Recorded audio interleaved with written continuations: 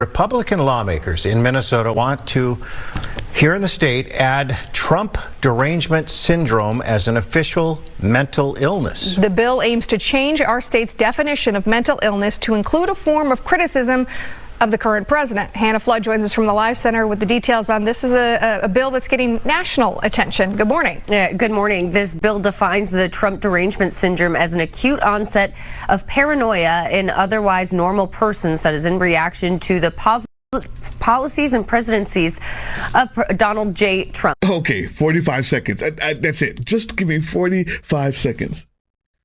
So, how does Trump's mushroom taste, Republicans? A quick question. Does rug burn on your knees ever go away? Or does it just get really hard and calloused over?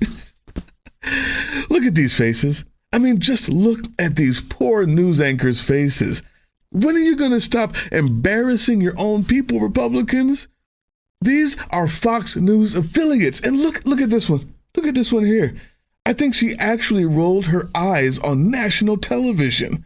It was an uncontrollable reflex from sheer embarrassment. Do you even care?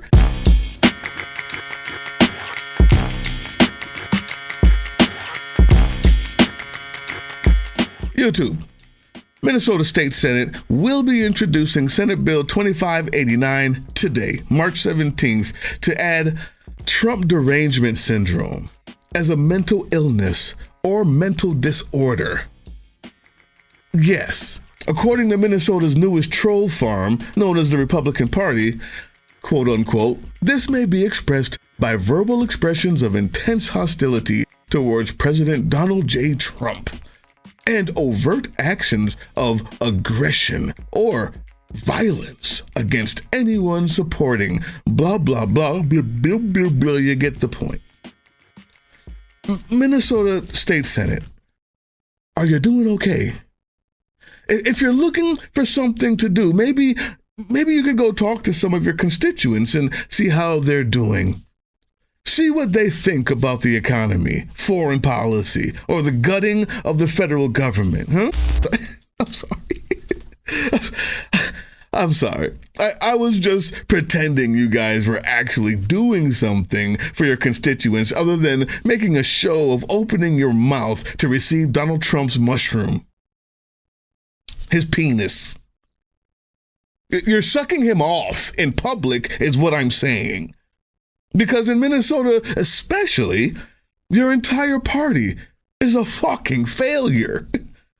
YouTube, the minority Republican Party has no choice but to have DJT mushroom eating contests on the Senate floor all day because the majority party, the Democrats, well, they've only been doing the work of making the lives of every non-orange human in their state better. Yeah, Minnesota.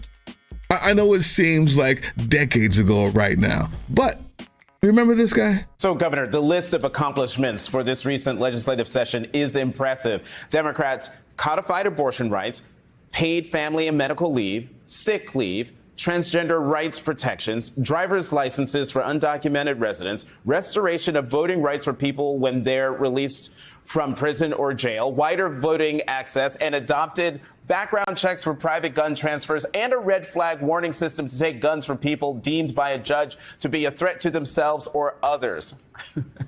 And that's just a few of the things done this session. The question is, how? Yes, Mr. Milquetoast news anchor. How is the correct question. How did they get so many great things done in a single term? And the answer is because the Republicans weren't there to fuck it up. That's why. They weren't in charge. And the people of Minnesota took note. And the Republicans do what they do best when they have no good ideas and can't run on hate and fear. They have collectively wet their diapers. They've collectively wet their diapers, stomped on the floor, and then held their breath for dramatic effect. This fellatiating temper tantrum of a bill is all they have because they're stupid. And they're retarded in their mental development, and they only have two emotions, greed and hate. while the majority party has been doing this. How did you get that done? Well, first and foremost, incredible legislators with a vision. And I think a recognition that when you look at this list of things, these are things that improve lives. While we're watching around the country shrinking of rights and demonization of people, we're trying to figure out how to make sure we can reduce childhood poverty. The Republicans keep talking about, well, so many extreme things happen. Good luck making that case that women shouldn't make their own choices, or that we shouldn't feed our children in school, or we shouldn't get the lead and the forever chemicals out of our water. So, why should we, the rest of the 49 states, even care about what these obviously trolling Minnesota Republican legislators people are doing? It's simple. Conservatives have used the same game plan so far for years. It's a method of using little test bills before trying to actually roll them out on a much larger scale. Look at what they're doing in Oklahoma with the Bibles and the Ten Commandments in this classroom. Now, Google the same thing in Louisiana, Texas, Georgia. With a bill like this, anyone that speaks out or criticizes the insane clown pussy grabber could be diagnosed as mentally ill and disregarded, or worse. That's what's happening. That's what the bill does. It labels half of U.S. citizens as potentially hostile, aggressive, violent, which is rich, by the way, coming from the party that supported a neo-Nazi, Christian nationalist, and various other militia groups and hate groups. But I digress. We have a difficult enough time getting resources for mental health services in this country. Making a mockery of mental illness doesn't help anyone, people.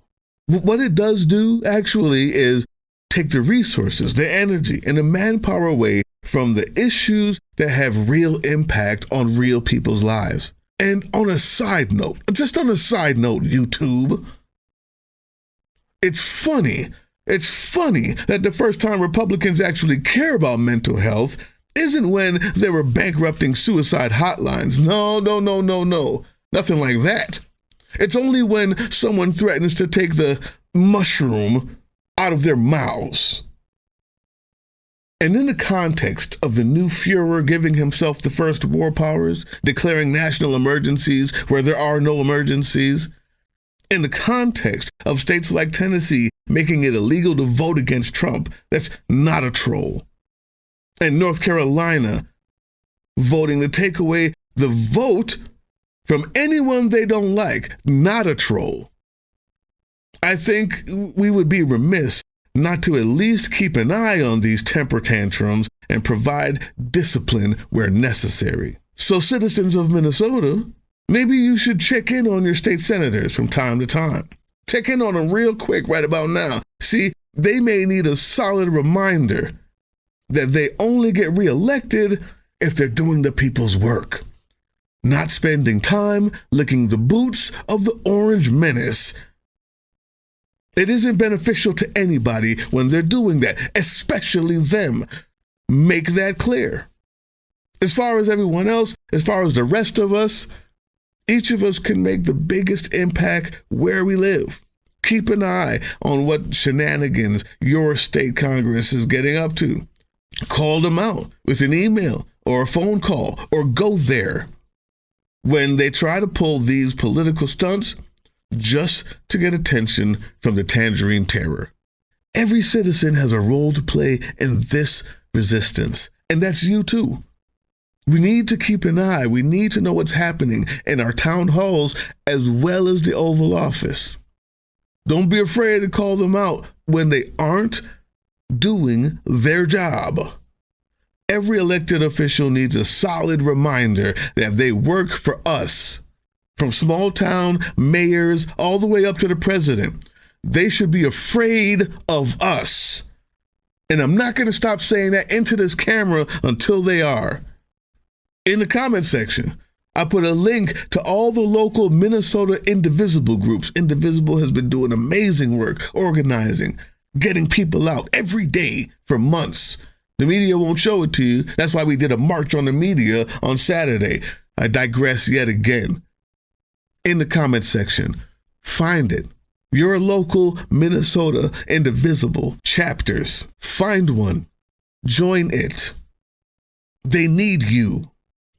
Whatever little tiny bit you can do, it helps, I promise you. The rest of us can use the same links right down there to find one in our own state. Just one click. Share this, people. Share this. Press the like button. Press the subscribe button.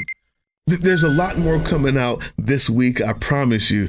We're back. We're back after all the veterans marches in D.C. all weekend.